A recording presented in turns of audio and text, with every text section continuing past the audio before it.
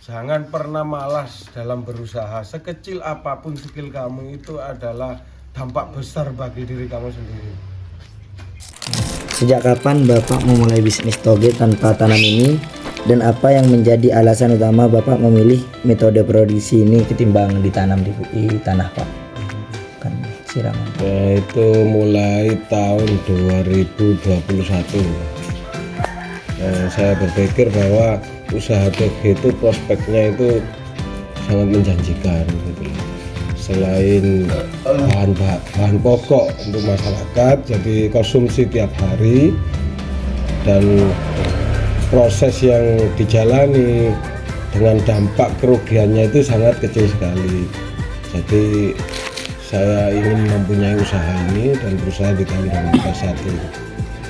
Mungkin Bapak bisa jelaskan secara ringkas proses pembuatan toge tanpa media tanam, termasuk alat dan bahan yang dibutuhkan, serta lama waktu yang diperlukan. Jadi proses yang pertama itu tahapan pertama. Jadi kacang itu harus dicuci sampai bersih, seperti halnya kita itu mau menanak nasi. Ya, kacangnya orang Jawa itu mususi. Ya itu. Kemudian kita taruh, kita rendam selama 4 jam. Dikasih air ya sudah suci, terus kita rendam selama 4 jam. Setelah 4 jam air itu sudah habis, karena pertumbuhan kacang itu setelah dicuci dan bertumbuh itu akan menyerap air tersebut. Itu mulai mekar kacang yang tadinya belum apa-apa itu sampai 4 jam. Kemudian 4 jam kita pindah ke ini langsung ya semuanya ya. Setelah 4 jam kita pindah ke bak yang bisa airnya bisa turun gitu, kayak kemarang gitu. Itu selama 24 jam. 24 jam kacang ini itu sudah tumbuh 1 cm gitu.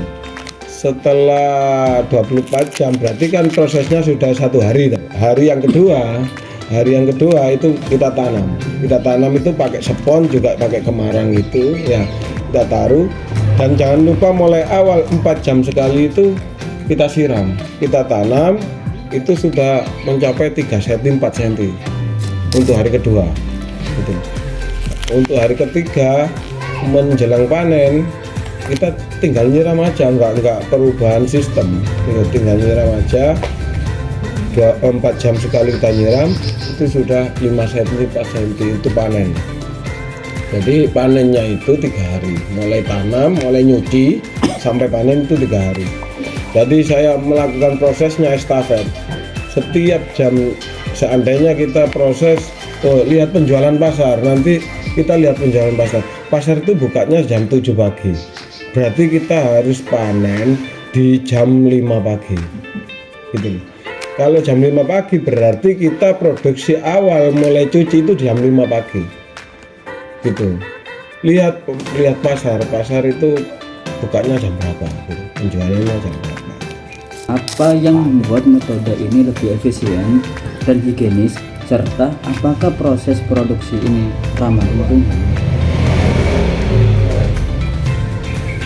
Di situ kan banyak metode ya untuk penggilingan. Secara lokal, secara umum orang-orang itu pakai metode lama. Metode lama itu penyiramannya terus apa ya maksudnya, nggak pakai pupuk. Kita kan pakai pupuk. Ini metode terbaru. Mas, prospeknya, inovasinya memang besar untuk pengembangan usaha. Sama sangat lingkungan, nggak ada polusi, nggak ada apapun, tidak merugikan air, tidak merugikan apapun gitu. Lebih-lebih kalau kamu orangnya dermawan ya, kan biasanya ada orang hajatan, ada kebutuhan apapun. Saya hampir satu desa ketika ada hajatan, semua saya gratiskan. Berapa kilo Bu? Ini dampaknya secara batin akan mengembangkan usaha kita ya. Untuk terkait pemasaran, sebetulnya semua produk itu sama, tentang marketing itu sama gimana, tapi kunci utama adalah kedisiplinan gitu. Karena pasar ini saingnya berat banget gitu, sulit banget gitu.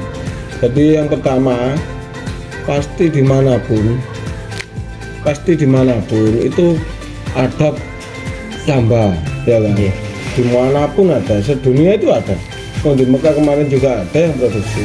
Jadi dimana, karena ini bahan pokok yang harus dikonsumsi itu Pak. Jadi dimanapun ada. Yang terpenting kita itu di dalam usaha adalah menjaga kualitas, gitu, menjaga kualitas. Jadi kemarin itu yang pertama, saya itu hanya satu pedagang sayur di Pandaan yang saya setorin satu harinya hanya 30 kilo. Nah, dalam 3 bulan orang yang pasar itu sudah tahu ini kok beda sekali camba ini. Nah, inilah efek dari kualitas tersebut. Jadi selain besar, panjang, dan juga tahan lama. Ya lucu. Besar, panjang, tahan lama. Ini seru kalau gitu. Sama. Kalau camba yang lokal, kalau pakai metode biasa, itu camba itu kalau dikasih air itu kayak rambut gitu loh. Lemes gitu loh. Kalau buat tahu tek, terus rujak, terus untuk yang gengsengan itu lemes gitu loh, nggak keras. Ini saya ini keras. Tapi ada metode yang saya terapkan di situ gitu. Apa tadi itu yang Mungkin ini loh Pak, yang terakhir itu ingin dari jenengan, apakah ada rencana pengembangan itu pasti bisnis ke skala yang lebih iya, besar? itu pasti. Saya ini sudah menguasai 3 pasar sekarang. Dulu kan hanya satu pasar Pandaan gitu. Sekarang Prigen dan Sukoharjo. Bahkan saya itu bisa mengalihkan usaha lokal ke saya. Akhirnya mereka sudah nggak produksi, ambil produk dari saya gitu. Seperti itu. Insya Allah akan melebar. Selama memproduksi toge ini, apa saja problem dalam produksinya? Terkait problem atau dampak negatif di usaha toge ini hanya forum toge ya. Jadi satu itu riskan busuk, tidak bisa panen. Yang kedua ya jalan satu-satunya itu faktor-faktor yang paling kacau sampai ke penjualan ya busuk itu. Nah, caranya untuk menanggulangi itu jangan sekali-sekali cari bibit yang keliru, karena sekarang itu banyak investor kacang yang main-main, yang pakai formalin gitu. Jadi kadang nggak bisa berkembangnya hanya sedikit tapi busuk gitu. Jadi faktornya hanya itu.